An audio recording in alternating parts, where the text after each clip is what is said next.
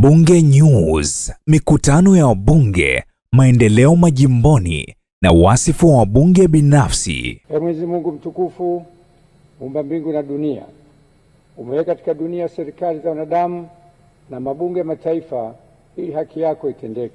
Mheshimiwa Mwenyekiti, napenda kwa kuanza kwa kutoa shukrani ya dhati kwa ajili ya kupewa nafasi hii adhimu ya kuchangia maoni na ushauri kwenye mpango wa maendeleo wa serikali, Dira ya Maendeleo 2050, Long Term Perspective Plan, pamoja na the 4th and 5th Year Development Plan.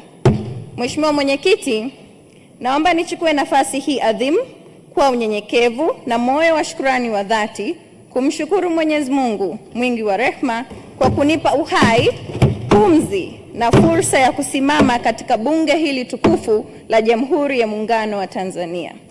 Mheshimiwa Mwenyekiti, kwa heshima kubwa na kwa moyo wa shukrani, upendo, ninapenda kumshukuru mama yangu, kipenzi changu, Mheshimiwa Rais Dr. Samia Suluhu Hassan, Rais wa Jamhuri ya Muungano wa Tanzania na mwenyekiti wa Chama cha Mapinduzi, kwa kuniteua na kunipa dhamana ya kuwa mbunge wa viti maalum nikiwakilisha mashirika yasiyokuwa ya kiserikali.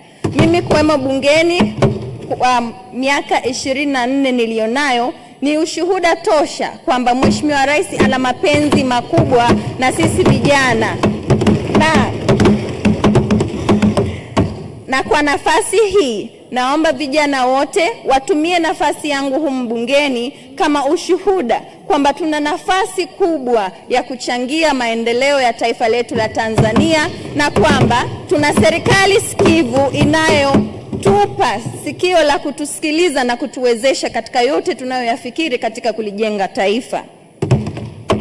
Mheshimiwa Mwenyekiti, naomba nichukue nafasi pia kumshukuru na kumpongeza Makamu wa Rais Dr. Balozi Emmanuel John Nchimbi kwa kuendelea kumsaidia Mheshimiwa Rais kuwa uadilifu kwa nguvu zake zote na kwa wivu mkubwa kwa taifa letu.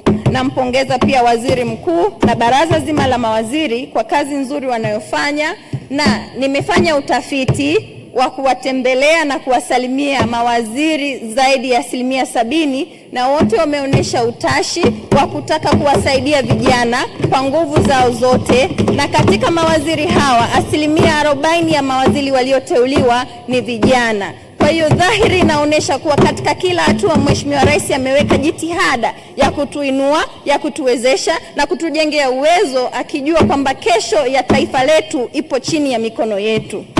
Mheshimiwa Mwenyekiti, kwa dhati kabisa napenda kuwashukuru wanawake wa Umoja wa Wanawake Tanzania UWT wakiongozwa na mamangu kipenzi Mary Pius Chatanda na